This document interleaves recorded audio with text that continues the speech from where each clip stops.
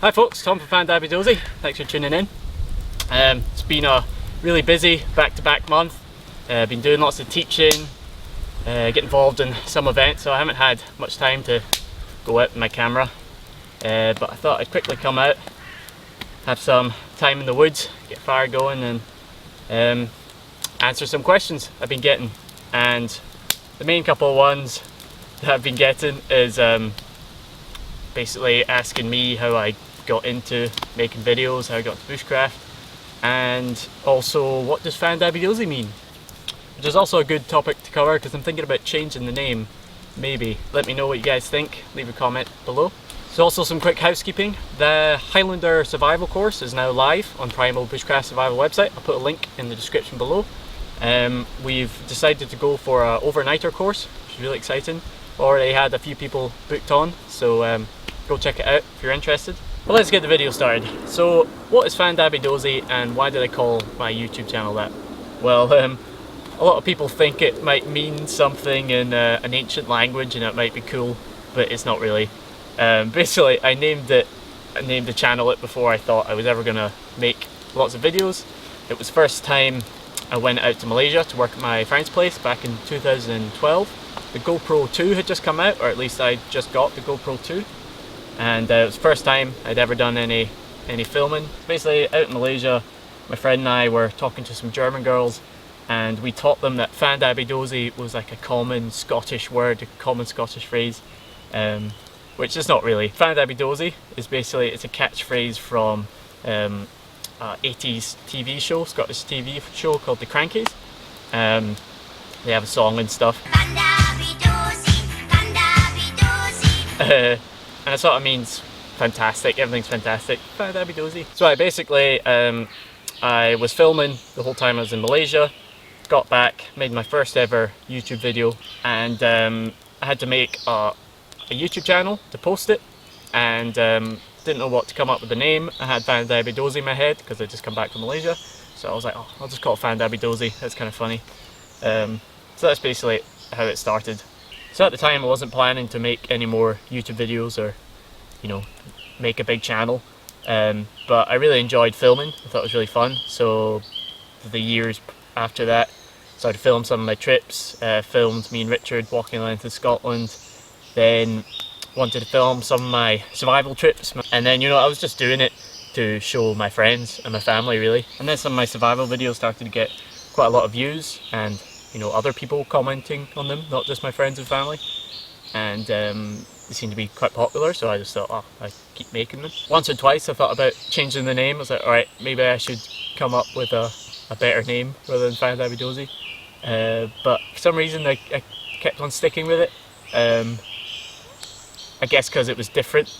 Lots of other bushcrafty people have got kind of more normal names, you could say. But more recently, because I've been doing more teaching, I've been going out and teaching just basic bushcraft and tying in the Highlander stuff and teaching the more historical side of things. And the YouTube is my main kind of platform of the stuff I'm making, and so, you know, I want to share it. So people are like, oh, so what's your YouTube channel name? And I'm like, oh, Fandabi Dozi. And, you know, if they're Scottish, then they're like, oh, that's a good one, oh, okay, I'll remember that. Or at least if they're Scottish and they grew up knowing the Crankies. But the majority of people are like, what? Fandabi Dozi? How do you spell that? Why? So, you know, after a few times of explaining it, I sort of start to wonder if I should keep the name.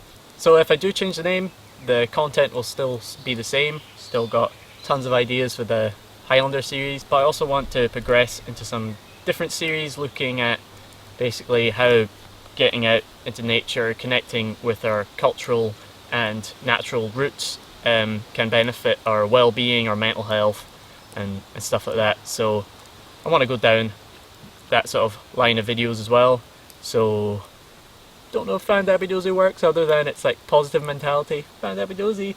So anyway, I got a few ideas for alternative names for the channel, but I haven't committed to anything yet. So let me know in the comments below whether you think I should just keep Fandabi Dozi or whether I should evolve into a different name. So second question a few of you guys have asked is, what got me into bushcraft and how did I find myself sitting next to a fire talking to a camera? depends how long you have.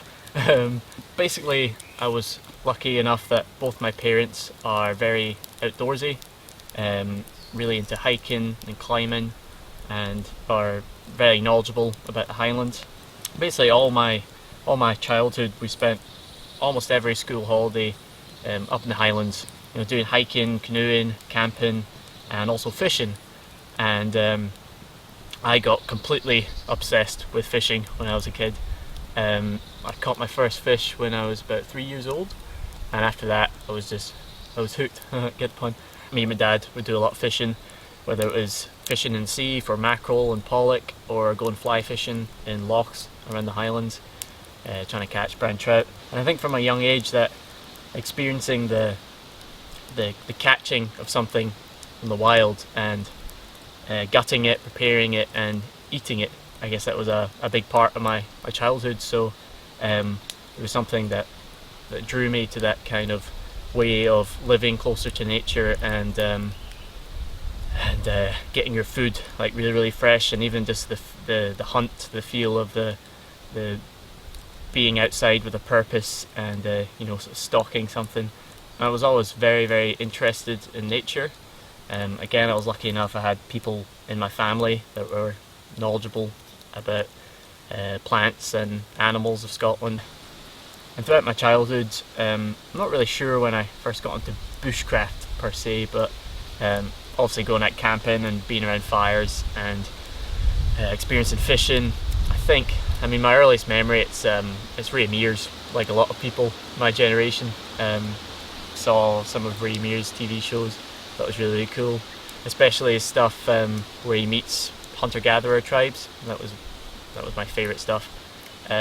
So that got me into making bows and arrows, and going out by myself into the woods and camping out. And then when I was the age of sort of 7 to 10, myself and a bunch of local kids, we had our own den in a nearby very small block of forest and a golf course. But we had a den there, and we would spend a lot of the summer, or anytime we had nice weather,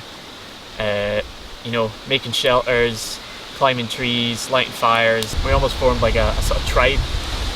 Everyone had their different roles. I was the hunter and weapons guy. We had a guy who was really good at climbing trees, so he was the scout. And one person would be the cook, and the other person is the healer or the medicine woman. So I have really fond memories of those times, and I think that played a big part in me continuing to practice those sort of things, or at least I continue to crave the feeling of going out into the woods.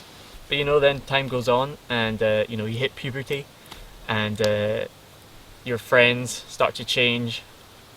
People go in their different ways, and I was a bit of a weird kid, that I was never interested in computer games at all.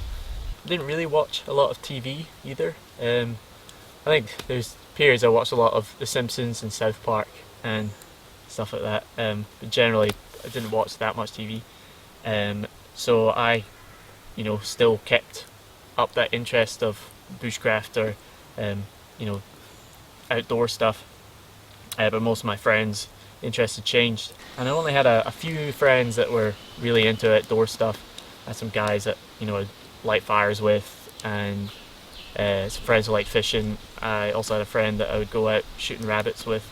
So then I probably spent quite a lot of my time just kind of doing my own thing, and I went through a sort of chemistry phase as well, kind of pyrotechnics phase, but I was still into carving, making wooden weapons. Basically, I haven't grown up at all. I'm trying to make excuses for it and say that I'm trying to make a living from it. And then even into late teens, when other things start taking priority, like partying and drinking and doing stupid things. I was also getting into martial arts and practicing Aikido, but I was still sort of spending a lot of time outside, and still the interest of bushcraft was always taking over. So I went to uni and studied biology, did a undergrad master's in biological sciences, and during that I was also did army cadets, and I was still doing outdoorsy stuff. It was also when I did my first survival video, and as I said before, that started to get a wee bit of interest. And then some of my videos, like my moneyless video, moneyless around Scotland, that got some interest. We got in the news for that. So then I thought, well, the YouTube's fun. I'll keep doing that. But then after like 5 years of university, the career path that was going to lead just didn't really seem for me anymore. It seemed like too much time behind a computer, not enough creativity. So I didn't really know what I wanted to do, but I knew I wanted to sort of pursue a career in the outdoors, and I also just wanted to run away in the wilderness and make my own house and live off the land, kind of that sort of self-reliance dream. So I went travelling for a year and a half, really low budget, hitchhiking and picking up work as I went. Did a lot of volunteer work through Helpex, which you can find farms or people's households that you can go and exchange some time to work to help them out, and in return they give you food and accommodation, and hopefully also like a skill sharing. So I was interested in going off grid and build my own house and growing my own veggies and living off the land. So I was trying to find people who were doing that and see what I could learn from them. And as I was travelling, I was doing the odd video for the channel, mainly a sort of travel diary videos with the odd survival trip. And it was when I was travelling I came up with the idea of doing the Highlander series. And I think previous to that, my sister, I think, actually inspired it. At the time I was getting really interested in Dave Canterbury's work, his YouTube channel and his books, and he's really into old school stuff like wool blankets and things. So I was nerdy about wool blankets at the time, let's just say. And my sister's fluent in Gaelic, really knowledgeable about Scotland and Scottish culture. And I think she just mentioned how Highlanders used to sleep out in their plaids and their plaids, and it was basically a big wool blanket that they could use as an anorak and stuff. So I'm pretty sure it was my sister that sort of told me it in a story. I was like, oh, that's really cool. So she inspired me to kind of start the Highlander series. When I got back from travelling, I did various odd jobs, but one of the jobs was in the Highlands, really nice filming location. Bought myself a plaid, but I started the Highlander series. I was basically, I knew a little bit about Scottish history before I started, to be honest. I was more into the bushcraft and nature and biology stuff, but then doing the Highlander series I really had to learn fast. Then this past winter, I went from around 3,000 subscribers up to 10,000 subscribers within like 3 weeks, and it's continued to grow. And then basically I just thought it was there was a wave to ride, there was something happening, I had some momentum, so I was just like, right, we'll go for it and see what happens. So just thanks so much everybody, thanks for, I've had loads of support, I've met so many lovely knowledgeable people who were just also really passionate about the same subjects, who just wanted to share their knowledge. And people would been sending me gifts and helping keep the channel going through monetary means, or even just like support, just nice messages from people. That's also support, and I really appreciate it. So hopefully that brings us back to the start of the video, where kind of reflecting on where I am now and where I want the channel to be going, alongside the courses that I'll be teaching. So maybe I'll change the name. Let me know what you think. I've got some ideas. I like wild origins, wilderness origins, something with heritage in it. But let me know your ideas in the comments below. So thanks so much for watching everybody. Hope I didn't completely bore you out of your skull. I realise I've been talking for like ages. Thanks for watching. Thanks so much for all the support again. Check out the video description for links to my Highlander survival course, also links to my social media and ways of supporting the channel if you found any of my content valuable. So hope everyone has a good evening. Thanks again for tuning in, and I'll be back with some more videos as soon as I get some time. Cheers folks.